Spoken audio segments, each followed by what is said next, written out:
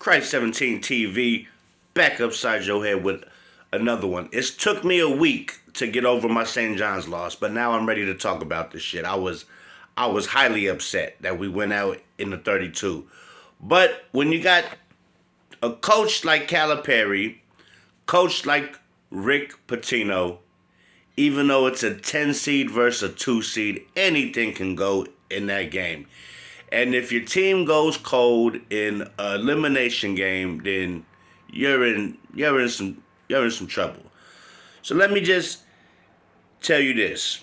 Let me just break down some shit real quick, team-wise, okay?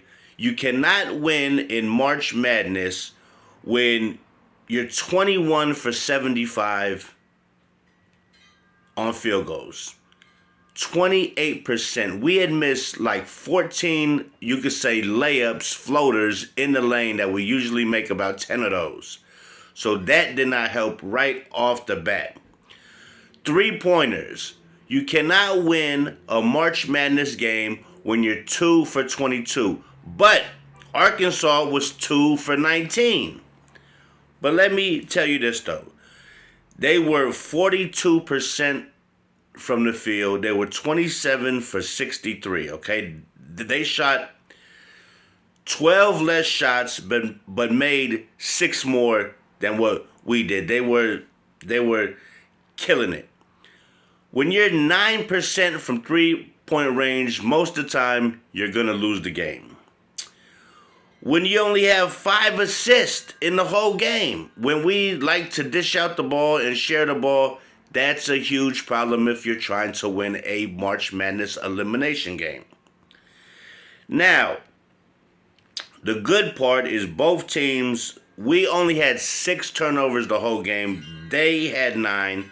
5 steals each. They had 7 blocks. We had 3 blocks.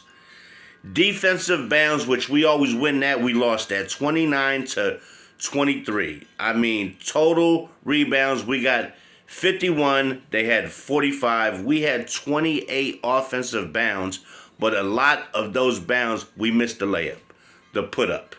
So when you're playing like that, you cannot win the ball game. When your best player has 9 points during the biggest game of his life, and then the coach sits him down in the last 4 to 5 minutes because he was like 3 for 18 or 3 for 19, something like that is crazy, okay? So let me tell you this.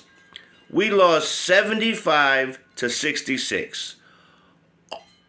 They were 21-13 before that game. We were 31-4, and we lost that game, okay? So, Rick Pitino benched RJ in the last 5 minutes. Should he have? I say I'm 50. I mean, if he's cold, he's taking bad shots, he's not on, put somebody in there who can score. But we lost by 9 points. We had 4 total losses the whole year and lost them by 7. 3 of those games were at the last second. We lost by 1 point. So they kicked our ass, okay? They beat us in most everything. So it's just hard to swallow that pill. You know what I'm saying? I had us going deep in the tournament, and to get knocked out there is crazy.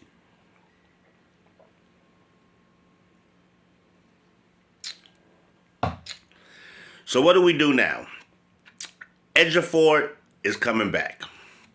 I mean, that game, we was right there in the game, 5 minutes left. How we always come back from being down. I thought we were going to pull the shit off. But when you can't make easy layups, putbacks on offensive bounds, and they keep making theirs, that's the difference in the ball game right there.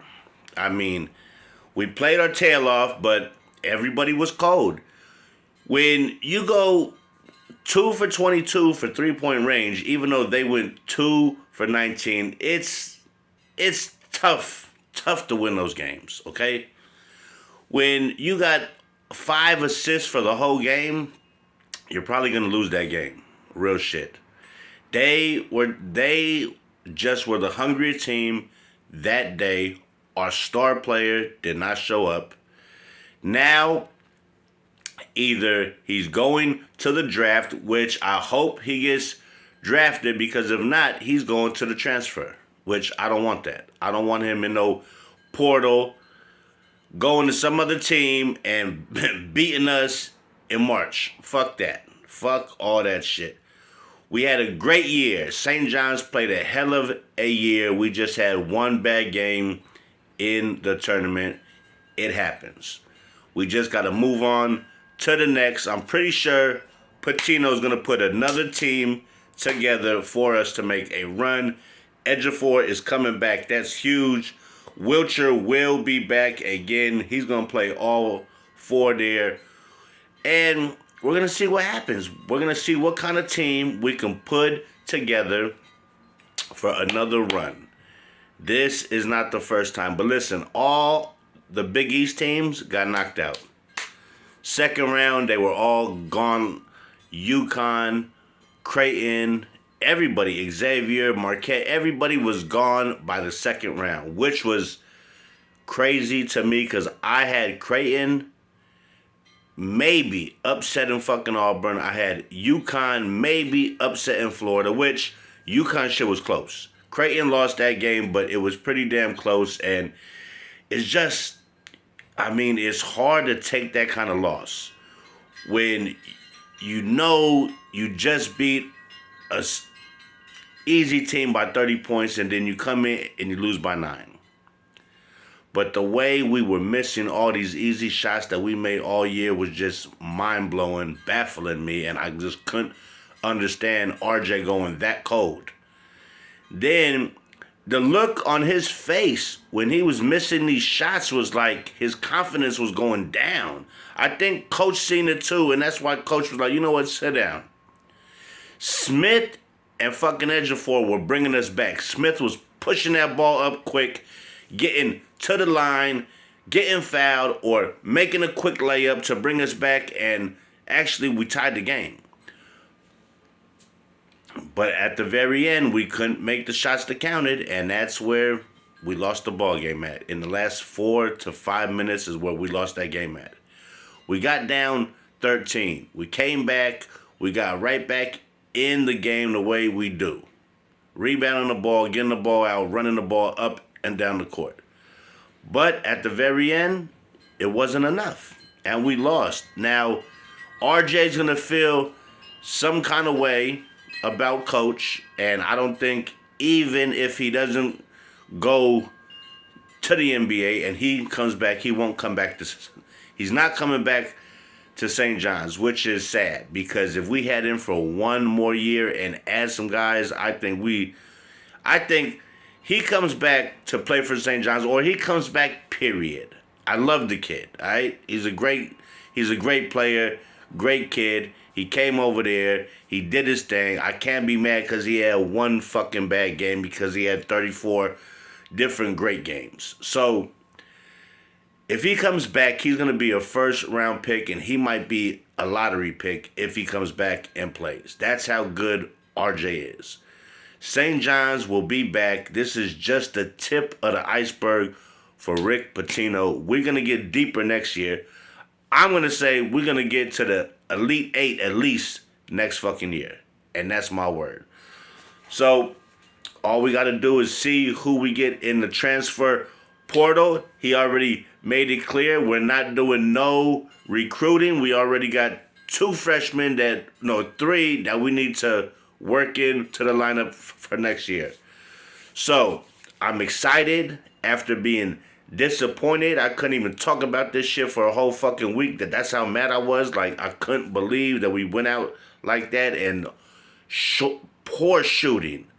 Wasn't passing the ball good. And then when we did, we missed the layups. Kadari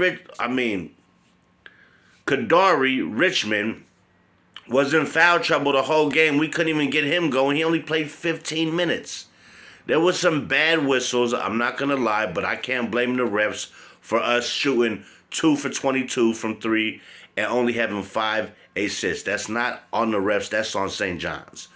So, we'll be back, and we're going to see what happens. So, with that being said, hit that like, hit that subscribe. It won't cost you a dime. Like I tell you every time, around this time. St. John's will be back. We had one bad game at the wrong time, and hats off to Calipari and the Razorbacks. They won that game. They took that game. And I guess I got nothing else to say, guys, but go Johnnies, go! And I'll catch you on the flip side, player. Till next season, we'll see you. The Johnnies will be back. I promise you guys that. Till next time.